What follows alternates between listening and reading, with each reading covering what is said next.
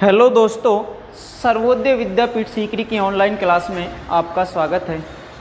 आज हम इस क्लास में जो बच्चे 10th पास आउट हैं उनके लिए बहुत बहुत बधाई, बहुत बहुत धन्यवाद और उनके उज्जवल भविष्य की आगे हम कामना करते हैं। तो जो बच्चे 10th पास आउट हैं तो उनको किस क्षेत्र में जाना चाहिए कि ये बच्चे डिसाइड नहीं कर पाते हैं कि भाई हमें आर्ट लेना है। तो 10th पास आउट होने के बाद जैसे ही बच्चा 11th क्लास में प्रवेश करता है, 10th का परिणाम आने के बाद बच्चा कौन सी क्लास में प्रवेश कर गया है? 11th क्लास में प्रवेश कर गया है। लेकिन अब 11th क्लास में बच्चे कन्फ्यूजन में हो जाते हैं कि हमें कौन से क्षेत्र में जाना है। बहुत से बच्चे तो ऐसे होते हैं कि पहले से ही डिसाइड करा होते हैं कि मुझे ये सब्जेक्ट लेना है और मुझे आगे इस क्षेत्र में अपना प्रोग्रेस करनी है, इस क्षेत्र में मुझे सफलता प्राप्त करनी है। तो 10th के बाद 11th क्लास में बच्चों जाने के लिए आपके सामने 3 रास्ते खुलते हैं। एक आपका आर्ट्स में बच्चे जाते हैं, एक आपका कॉमर्स में जाते हैं और एक बच्चे किस में जाते हैं? साइंस में जाते हैं। 3 विषय होती हैं, आर्ट, कॉमर्स और साइंस। इन तीनों विषयों में तीनों विषय कोई भी बुरे नहीं है, लेकिन जो बच्चा मान लो कोई साइंस ले लेता है और साइंस ले ली भाई उसने और मेहनत नहीं करी, सफलता प्राप्त उसको नहीं हुई, तो बच्चे कहते हैं कि साइंस भी बेकार है। मान लो किसी बच्चे ने आर्ट ले ली और उसने मेहनत नहीं करी, तो वो कहेगा कि आर्ट मत लेना, आर्ट भी बेकार है, कि साइंस लेना। कोई कहता है कि कॉमर्स लेना। जो कोई मेहनत नहीं करेगा उसके लिए कभी भी सफलता प्राप्त नहीं होगी। सब्जेक्ट कोई भी बुरे नहीं होते, लेकिन उसकी स्टडी करने वाला होना चाहिए, मेहनत करने वाला होना चाहिए। आर्ट लेके भी खूब सफलता प्राप्त होती है, कॉमर्स लेके भी बच्चे खूब सफलता प्राप्त करते हैं और साइंस लेके भी बच्चे खूब सफलता प्राप्त करते हैं।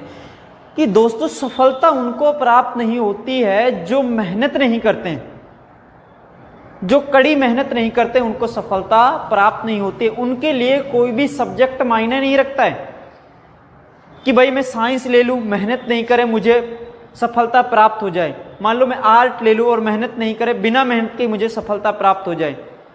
बिना मेहनत के कुछ भी नहीं है।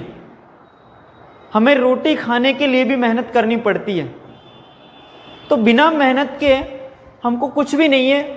आर्ट लेके भी अपन को मेहनत करनी पड़ेगी तो ही सफलता प्राप्त होगी, कॉमर्स लेके भी तो भी अपन को मेहनत करनी पड़ेगी जब भी सफलता प्राप्त होती है, साइंस लेके भी आपको मेहनत करनी पड़ेगी तो ही सफलता प्राप्त होती है। बिना मेहनत के कुछ भी नहीं है।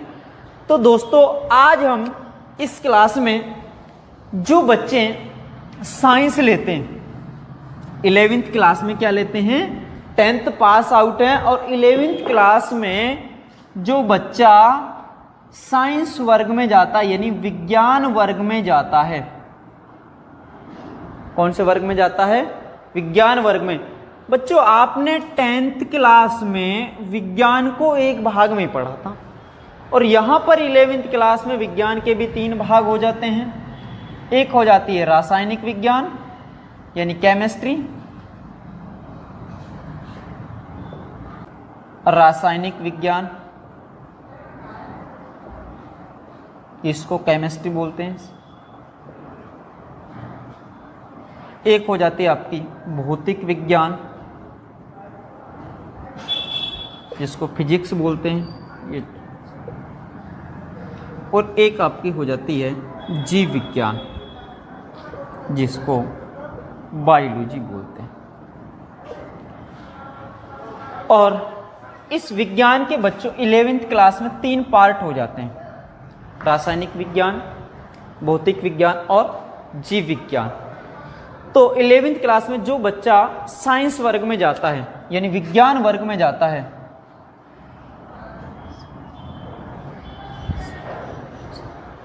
इस वर्ग में जो जाता है उसके पास 3 तो ये विषय होते हैं, यानी इस साइंस में भी 2 अपन बात कर लेते हैं, मैथ और बायोलॉजी।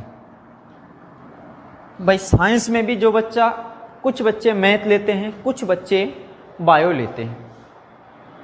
तो इनमें से जो बच्चे बायो लेते हैं, इनके आगे चलकर इनको क्या करना चाहिए, कौन कौन से कोर्स होते हैं 12th के बाद, तो आज हम वो चर्चा करेंगे। जो बच्चे बायो लेते हैं तो उनको आगे 12th के बाद कौन कौन से रास्ते उनके सामने खुलते हैं, कौन कौन से उनके सामने कोर्स होते हैं। जो बच्चा 12th पास करने के बाद किस किस क्षेत्र में जा सकता है वो।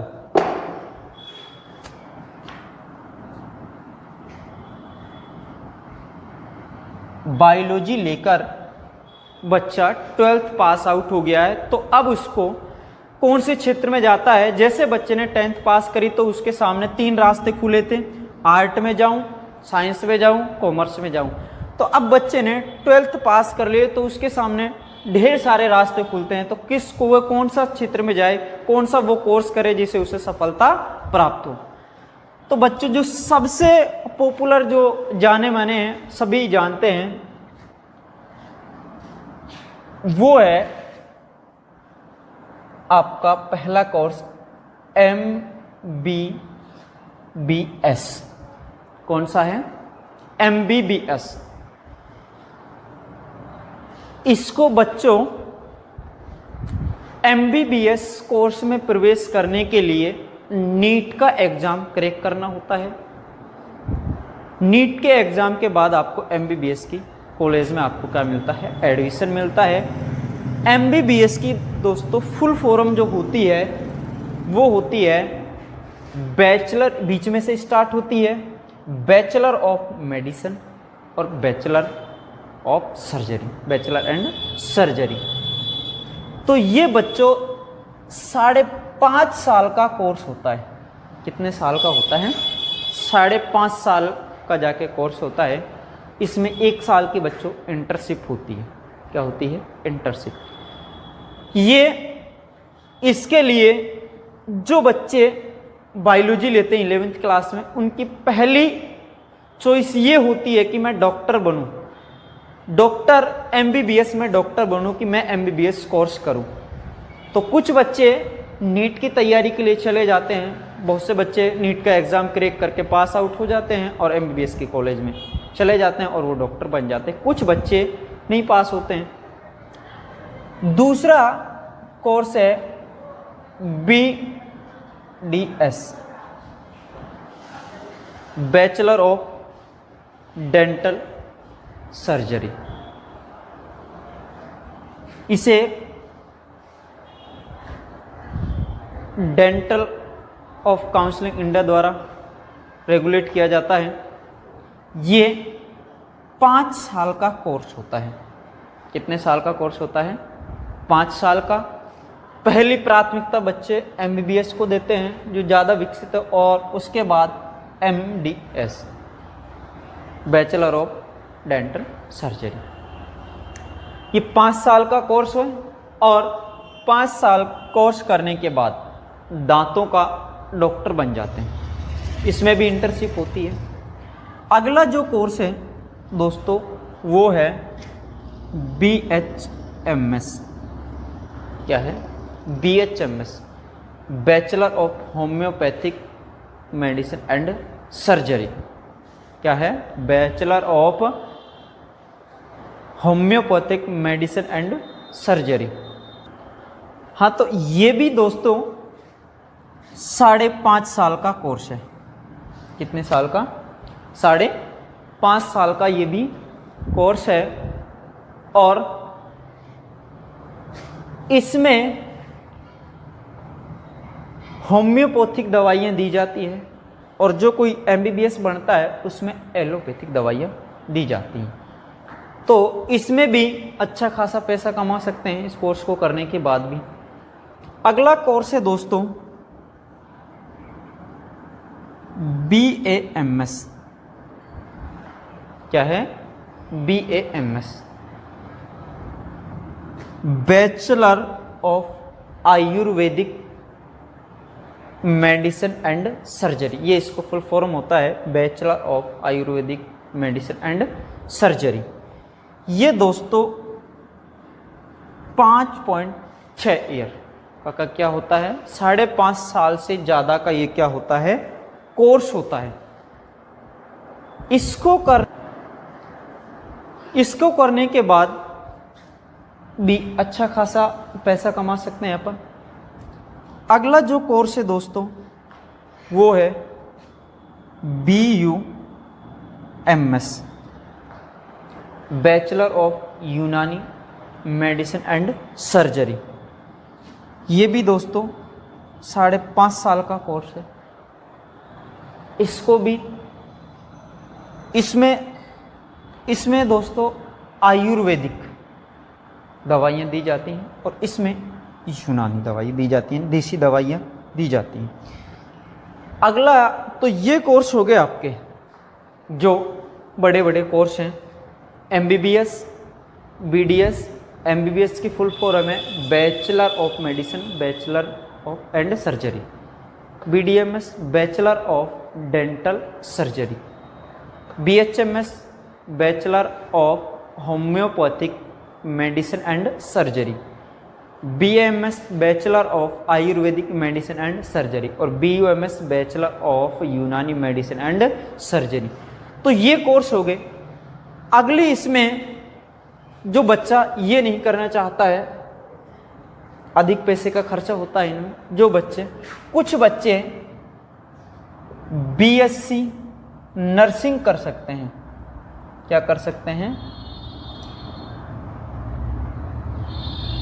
क्या कर सकते हैं बच्चों, BSc नर्सिंग कर सकते हैं। कुछ बच्चे ये 4.5 साल का कोर्स है। BSc नर्सिंग कितने साल का है, 4.5 साल का एक। BSc नर्सिंग हो, B फार्मेसी कर सकते हो। हाँ, क्या कर सकते हो, B फार्मा कर सकते हो। क्या कर सकते हो, B फार्मा में जा सकते हो, ये B फार्मेसी। D फार्मा कर सकते हो, कितना, ये डिग्री है और ये क्या है, डिप्लोमा। क्या है, डिप्लोमा। ये दोस्तों 2 साल का कोर्स है। कितने साल का है, 2 साल का। ये डिग्री है और ये क्या है, डिप्लोमा है। इसके बाद आप BMLT कर सकते हो, BMLT। ये दोस्तों 3 साल का कोर्स है। कितने साल का, 3 साल का। इसकी जो फुल फॉर्म होती है bachelor of medicine laboratory and technology होती है। इसमें आप लैब में एक्सरे जो जांचें होती हैं ये कर सकते हो। इसके बाद दोस्तों DMLT, ये 2 साल का कोर्स है। कितने साल का, 2 साल का। और इसको करने के बाद भी आप जो जांच होती हैं, एक्सरे होते हैं, जितनी भी प्रकार की जांचें होती हैं, मलगम जांच या हड्डी फ्रैक्चर हो जाती है, वो जांचें करते हैं। तो सभी प्रकार की जो जांचें होती हैं, इन कोर्सों को करने के बाद आप खुद का लैब सेंटर भी डाल सकते हो जांच करने के लिए। इसके बाद दोस्तों आप BSc कर सकते हो। क्या कर सकते हो, BSc कर सकते हो। ये दोस्तों 3 साल का कोर्स है। कितने साल का कोर्स है, 3 साल का, बैचलर ऑफ साइंस। BSc करने के बाद आप MSc कर सकते हो, मास्टर ऑफ साइंस। ये 2 साल का कोर्स है और आप टीचिंग क्षेत्र में आ सकते हो। इसमें आ सकते हो टीचिंग क्षेत्र में। यदि आपने BSc कर लिए, MSc कर लिए, तो आप अच्छा खासा पैसा कमा सकते हो, 30-35 हज़ार, 40 हज़ार तक कमा सकते हो। इसके बाद दोस्तों आप GNM कर, लड़के और लड़की दोनों कर सकते हैं।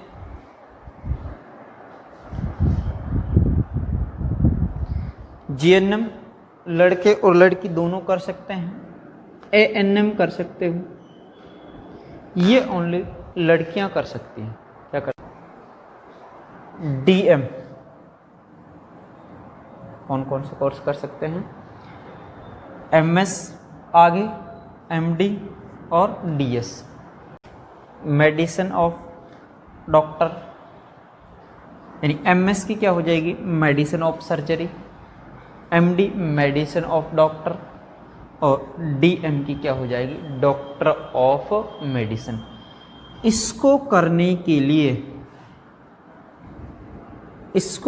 के लिए मिनिमम 50% होने चाहिए MBBS में, और DM करने के लिए मिनिमम कितने होने चाहिए? 55% आपके पास BSc की MBBS की पास आउट डिग्री होना चाहिए। क्या होना चाहिए? इसको बच्चों, ये जो होती है MS medicine of surgery, MD जो होती है इसकी फुल फॉर्म होती है मेडिसिन ऑफ डॉक्टरेट, और D बायोलॉजी। जिन बच्चों ने 12th की है उन्हें आगे जाने के लिए किस क्षेत्र में उनको जाना चाहिए, तो ये कुछ कोर्स थे बायोलॉजी को, जो बच्चे ने बायोलॉजी ली है और वो आगे क्या करे। तो बच्चों आज के लिए इतना ही, कल हम नेक्स्ट क्लास बायोलॉजी की लेकर आएंगे। धन्यवाद।